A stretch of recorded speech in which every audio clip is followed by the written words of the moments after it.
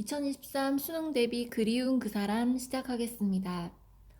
이 시는 5월의 어느 날 5.18 광주 민주화 운동에 희생된 영령들에 대한 그리움을 노래한 시로 보입니다. 개구리가 울고 보리가 들불처럼 들판을 덮은 어느 날 저녁, 시인은 민주화의 영령들을 그리워하고 있습니다.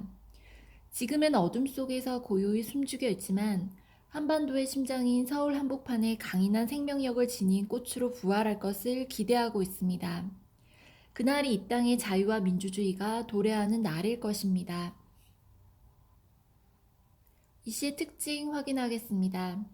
의인화와 감정이입의 기법을 통해 화자의 정서를 형상화하고 있습니다. 구절의 반복을 통해 은유를 형성하고 있습니다.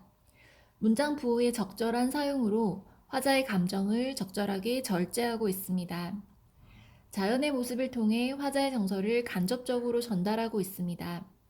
대조적 이미지의 시어를 통해 주제의식을 형상화하고 있습니다. 본문 내용 시작하겠습니다. 오늘도 해다 저물도록 그리운 그 사람 보이지 않네. 자, 본문에서 오늘도 라는 표현은 그 사람이 보이지 않는 상황이 지속되고 있다는 것을 나타내고 있습니다. 시간적인 배경, 애상적인 분위기, 그리움이 짙어지는 시간으로 확인하시면 되겠습니다. 자, 오늘도에 붙어 있는 도 같은 경우는 보조사로 기능하고 있습니다. 기다림의 지속을 의미하고 있습니다. 자, 그리운 그 사람은 화자가 경험하고 있는 어둠을 찢고 피어날 대상입니다. 시적 대상으로 이해하셔도 되겠습니다. 부조리한 사회 현실을 종식할 수 있는 대상이기도 합니다. 새로운 희망의 시대에 대한 화자의 기다림과 갈망을 의미하는 표현이기도 합니다. 자, 보이지 않네 라는 구절을 반복하고 있습니다.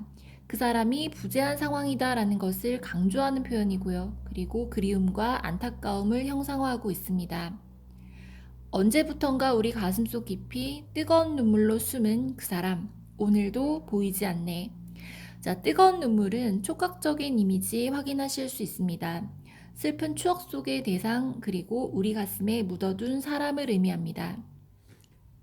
자, 그 사람에 대한 간절한 그리움과 그 사람의 부재로 인한 슬픔이 잘 드러난 구절로 확인할 수 있습니다.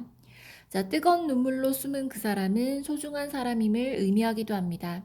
하지만 그런 사람이 오늘도 보이지 않는다는 것은 자, 여전히 그 사람의 부재가 오랫동안 지속되어 왔다는 것, 그리고 그 사람의 부재는 화자가 경험하는 슬픔의 이유가 된다는 것입니다.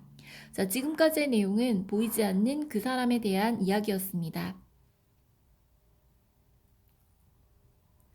모냇논 가득 개구리들 울어 저기 저 산만 어둡게 일어나 돌아앉아 어깨 들먹이며 울고. 자, 개구리들이 운다라는 표현은 감각적 이미지고요. 그리고 그 사람이 부재한 부정적 현실에 대한 화자의 인식을 드러내는 데 기여하고 있습니다. 감정이입의 대상으로 이해하셔도 됩니다. 개구리가 울 시기가 4월, 5월임을 전제로 또한 김용택 시인의 고향이 전라도임을 고려한다면 그리움의 대상은 5.18 민주화의 영혼들일 것으로 짐작할 수 있습니다. 자, 저기 저 산만 어둡게 일어나 돌아앉아 어깨 들먹이며 울고라는 구절은 의인법과 감각적 이미지가 활용되고 있습니다. 산의 분위기 그리고 예상적 그리고 그의 부재로 인해 산마저도 울고 있는 모습을 확인할 수 있습니다. 보리떼 들불은 들을 뚫고 치솟아 들을 밝히지만 자, 들불은 치열함과 뜨거움을 의미하고 있습니다. 그리고 본 구절은 보리가 한창 익은 들판의 모습, 그리고 그를 만나기 위한 화자의 간절함, 그리고 자연물을 의미하는 구절 확인할 수 있습니다. 그 불길 속에서도 그 사람 보이지 않네. 자, 개구리 울음과 거센 들불 속에서도 좀처럼 나타나지 않는 그 사람, 현실 속의 부재한 사람, 따라서 안타까운 심경 확인할 수 있습니다. 지금까지의 내용은 그 사람을 찾기 위한 노력으로 이해하시면 됩니다. 언젠가는 이 칙칙한 어둠을 찢으며 눈물 속의 꽃처럼 피어날 저 남산꽃 같은 사람. 자, 저 꽃 같은 사람은 어두운 현실을 종식할 사람을 의미하고요. 그리고 그 사람에 대한 애찬적인 태도 확인할 수 있습니다. 남산은 서울 한복판을 의미합니다. 결국 한반도의 심장 같은 곳이죠. 자, 꽃 같은 사람이란 의미는 숭고한 부활의 이미지 확인할 수 있습니다. 어둠과 대립적이기도 합니다.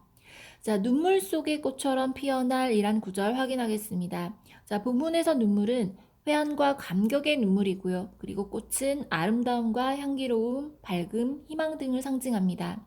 꽃처럼 피어날 이란 구절 역시 그 사람의 숭고한 정신의 부활을 뜻하고 있습니다. 본문에 제시된 칙칙한 어둠의 뜻 확인하겠습니다. 그 사람이 부재한 부정적인 현실을 의미하기도 하고요. 그리고 시각적인 이미지 확인할 수 있습니다. 감각적 이미지의 활용은 그 사람이 부재한 부정적 현실에 대한 화자 인식을 드러내는 데 기여합니다. 자, 암울한 상황, 군사정권의 암흑기라고도 이해하셔도 됩니다. 자, 그리고 언젠가는 이란 구절은 그 사람을 다시 볼 수 있을 것이라는 기대와 희망이 드러난 부분 되겠습니다. 그와 화자가 바라는 밝은 미래로 이해하셔도 됩니다. 결국 자유민주화이죠. 자, 남산의 꽃 같은 사람이긴 하지만 어느 어둠에 덮여 있는지 이 하루를 다 찾아다니다 짐승들도 집 찾아드는 저문들길에서도 그리운 그 사람은 보이지 않네. 자, 마지막 구절은 여전히 그리움과 한탄의 모습 그리고 애상적인 이미지 확인할 수 있습니다. 저문들길의 의미는 시공간적 배경 그리고 그 사람이 부재한 부정적인 상황을 상징합니다. 이곳저곳을 헤매며 그 사람을 찾는 노력은 모두 무의에 그치고 화자는 해가 저물어가는 시간 속에서 그 사람에 대한 간절한 그리움을 노래하게 됩니다.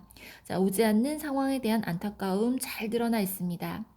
자, 그리고 이 하루를 다 찾아다니다 라는 구절 역시 하루하루 매일 반복되는 그리움을 나타내고 있습니다. 자, 본문에 제시된 어둠이라는 단어는 암울한 시대 상황으로 이해하시면 됩니다. 지금까지의 내용은 찾을 수 없는 그 사람에 대한 그리움이었습니다.